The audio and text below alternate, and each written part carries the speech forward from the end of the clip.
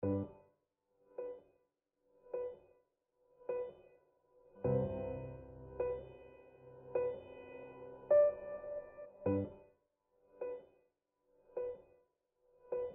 woods these are, I think I know.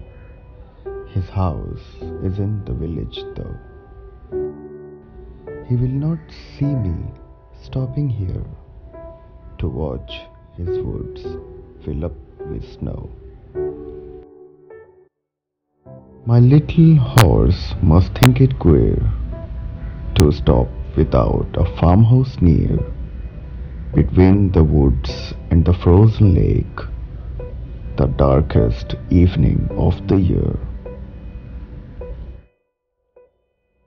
He gives his harness bells a shake to ask if there is some mistake.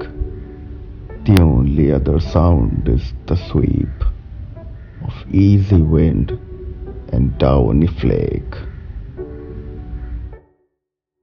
The woods are lovely, dark and deep, but I have promises to keep, and miles to go before I sleep, and miles to go before I sleep.